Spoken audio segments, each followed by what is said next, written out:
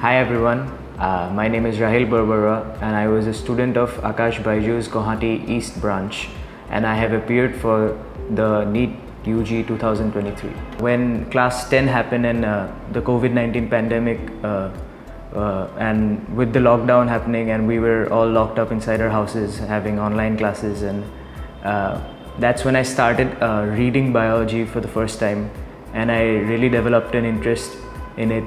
And eventually I thought that I would go into engineering line because of my interest in music, and I wanted to pursue a career in music. So I thought something along the lines of sound engineering would be the right fit for me. And with even my a family background of doctors from my side, as my grandfather was a government doctor, and he was very well respected in the community. And this is a sort of it fills you up with pride, and it gives you a sort of motivation to reach that level where people recognize you and your work, and you can sort of give back to the community, and so I think that was the turning point for me. So I started NEET UG preparation with Aakash BYJU'S from class 11. So I had enrolled in the 2-year classroom program in the Guwahati East branch of Aakash, and my decision to join Aakash primarily came from talking with my seniors who had been the part of the same branch and who are now in good medical colleges like AIIMS Guwahati.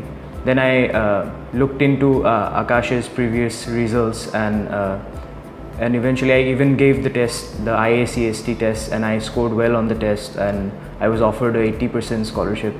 So I decided that this would be the right institution for me. It has been an immense help in terms of the preparation strategy and the structure and organization that the institute has in terms of tests and lecture planning and revision strategies. I think the tests in Aakash is the most vital part of preparation.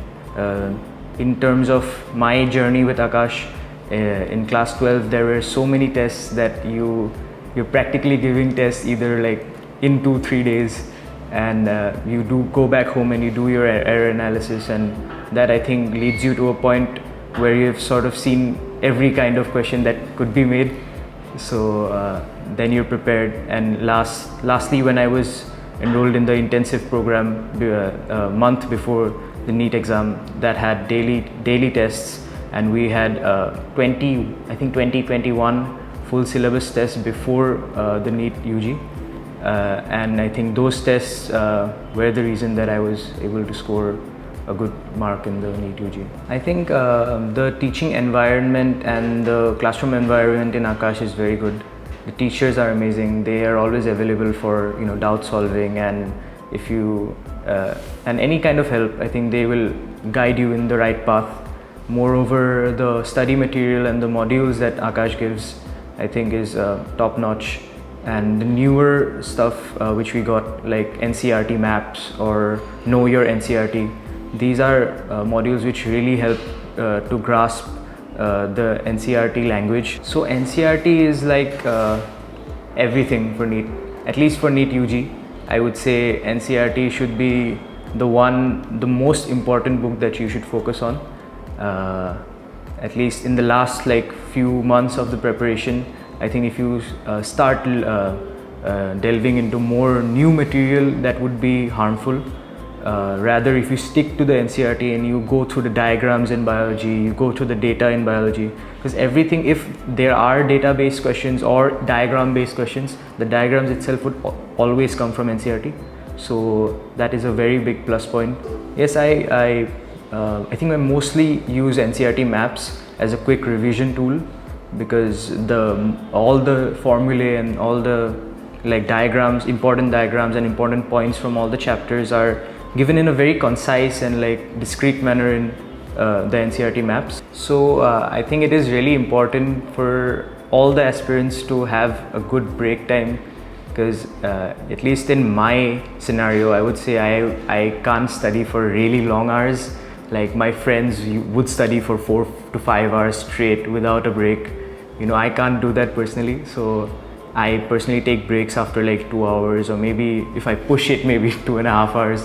and in that break time I tend to utilize it because I have a like inherent interest in music, and I have been playing guitar and keyboards, and I sing as well a little bit.